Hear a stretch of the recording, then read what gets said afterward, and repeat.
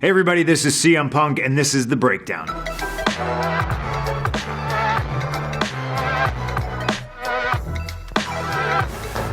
This is The Wrestler. A lot of people told me that I'd never wrestle again. Let's pause it here. The flag he has on the microphone, the ROH on it, that's Ring of Honor. The building they're wrestling in, I've wrestled in. I believe that's the Hammerstein Ballroom. And I wrestled there for Ring of Honor previous to me signing with WWE. You know, in this life, you can lose everything that you love, everything that loves you. I love this movie for how real it is, and especially this scene. I just feel a tremendous sadness when I watch it. That tells me how real it is. God damn it.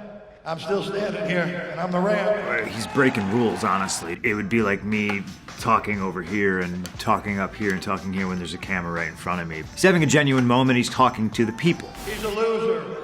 He's all through. But you know what? The only ones who are going to tell me when I'm through doing my thing is you people here. All right, let's pause it here. Somebody's got to tell this guy that he does not, and he should not, wrestle anymore. These older wrestlers. There's no pension, there's no union, there's no such thing as the boys. Nobody's taking care of them. And it's just, man, it breaks my heart. Jump ahead.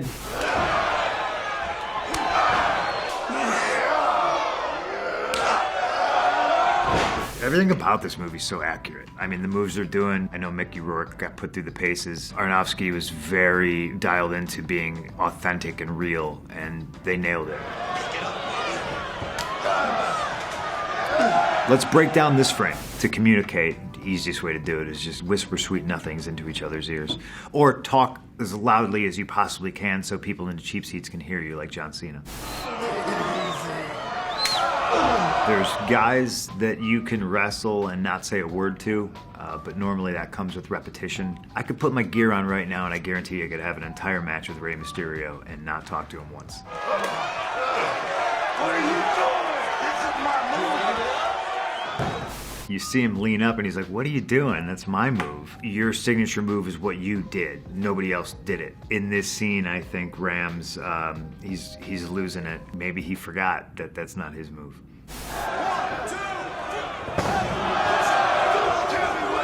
The use of the ref as a distraction, I think if you've watched any pro wrestling match, you know how accurate that is. It's 100%, but it's also very cheap and very lazy. Let the rules be the rules, because if there were no rules, you wouldn't get booed for breaking them.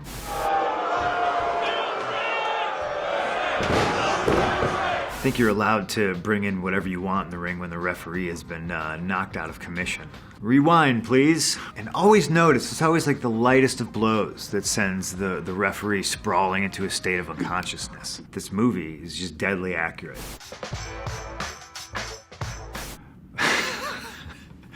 This is Nacho Libre. I have not seen Nacho Libre. Jack Black's looking good. Oh man.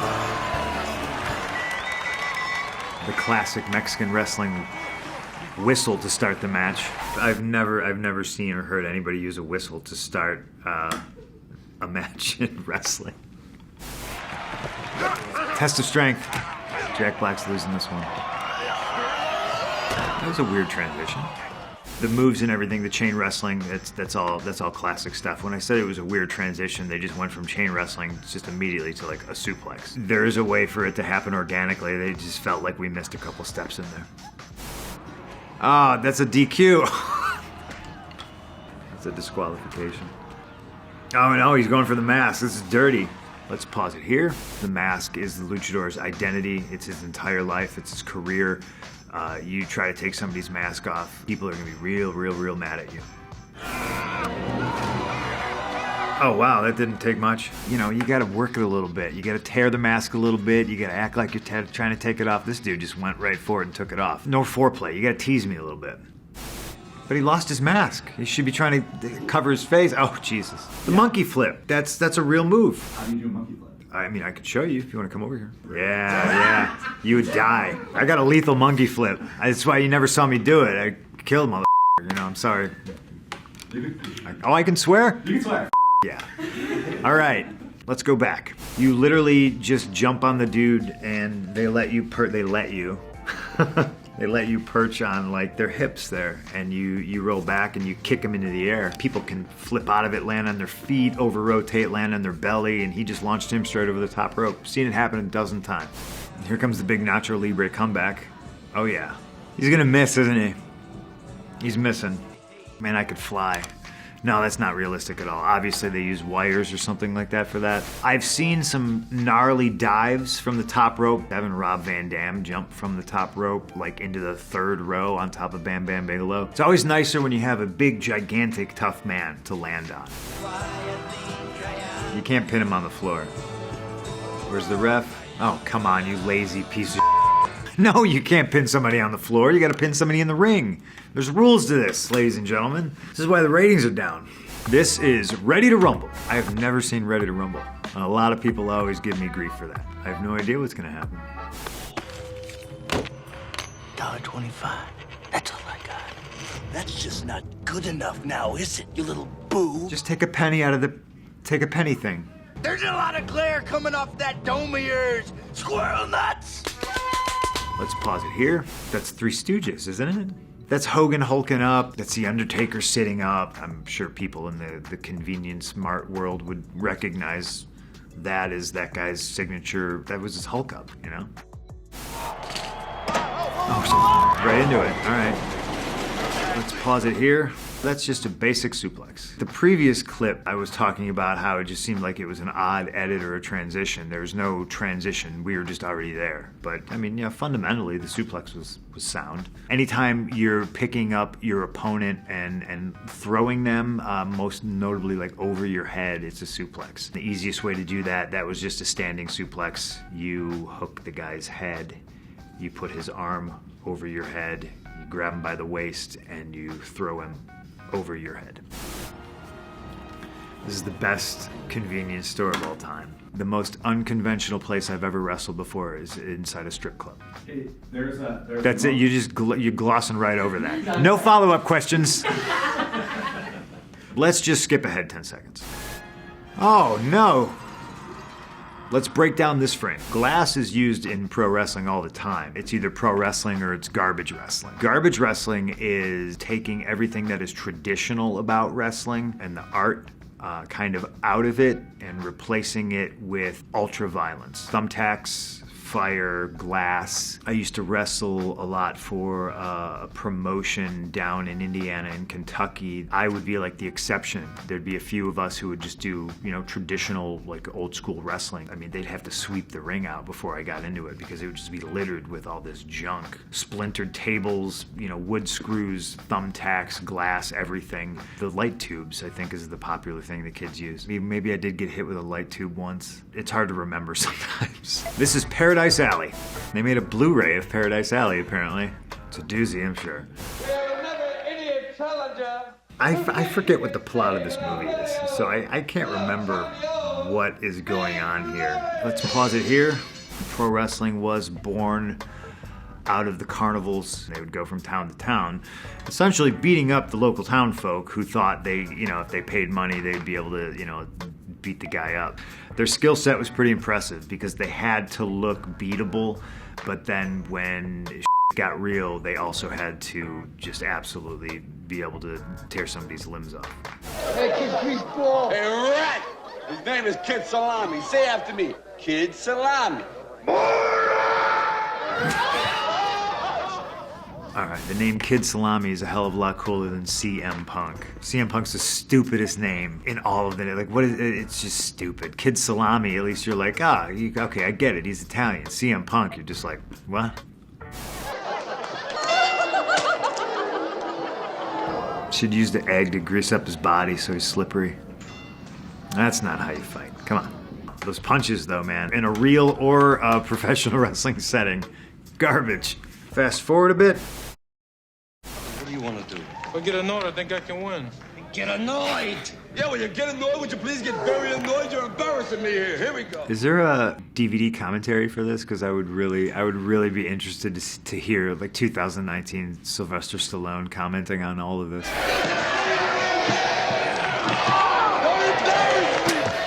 Too late. Too late, Sly. Let's go back. the easiest, like most lazy thing. You see somebody like positioned in the corner and you just like walk up to them and you ram your shoulder into their midsection. It's overdone. Was anything in that clip realistic? Maybe Sylvester Stallone being embarrassed. Up next, we have Glow. Yes, music's great. Makeup's great. You can just tell by her mannerisms that she's the heel. One's blonde, one's brunette. Chances are people are gonna cheer for the blonde. The heel has more pointed makeup. You see like the mask, what is that called? Is that mascara? What? Eyeliner. Shows you what I know. The big hair, oof, man, that's just screams bad guy. Let's go back. Wrestling needs a heel because if you have a good guy versus good guy, babyface match, that doesn't really sell tickets. You have to have that character that you want to see lose, bleed, get beat up, humiliated to get the people to cheer for him and ultimately buy all the merch and waste all of your money on all kinds of things. Let's just skip ahead 10 seconds. I'm just now realizing that the entire ring is pink. Snapmare and a cover. Where's the referee? There's no referee. Is the referee just gonna magically appear when the finish comes? Somebody's gotta be there to count the fall. There's gotta be a winner or a loser. Oh, here we go, monkey flip. Classic setup. Crotch in the face, handshake. This is going on way too long. Let's freeze this frame. It would elicit a response from the crowd. An ass in the face, a boob in the face, a crotch in the face. Like, I don't know, man. American society just loves that stuff. And flip. Fast forward a bit. Normally there's a 5 count if you're on the ropes, but there's nobody there to administer said 5 count. Let's break down this frame. The more surface area of your feet that you have on the top rope, the better balanced you're gonna be. The better balanced you're gonna be, the better launch you're gonna get. If you're standing like, perpendicular with, your foot on the rope that way, less surface area of your foot, your balance can get compromised. And when you jump, you could slip, you could fall. So you kind of want your feet exactly overlapping or parallel with the ropes if you're about to jump off. How long would it take for me to learn to balance on that top rope? I can get you on that top rope in 15 minutes. You just gotta pay me, let's see, you work for GQ, $75,000. Deal. This is Spider-Man. I'm excited about this one. Have you seen this film? Bonesaw is ready. The Amazing Spider-Man! Kill him. The bloodthirsty mortals. Let's pause it here. I laughed at the idea of a surprise cage match. More oftentimes than not, especially nowadays, they have the cage already suspended above the ring. So, fans, all they gotta do is look up and be like, okay, there's gonna be a cage match at some point tonight. I got you for 3 minutes! 3 minutes of playtime! They were playing off of the roots of pro wrestling from like the carnival. See if the local can last 3 minutes with our strongman. The only time you're gonna get a clock in the ring, some sort of a time limit, Iron Man match. Jump ahead. Oh, that's cheating.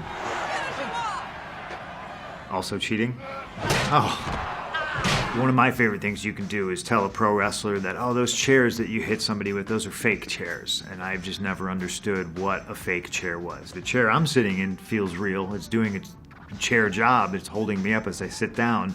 Like a breakaway chair, but steel chairs aren't breakaway. There's no nice way to hit somebody with a steel chair. And to sound very boring and redundant, it again comes down to a surface area thing. If I'm on all fours and you're gonna hit me square in the back with a steel chair, you want as much surface area as that chair to hit me in the back to spread out the impact. You don't want to flip the chair, say, so the brim, the edge of the chair, and repeatedly ram it into somebody's neck.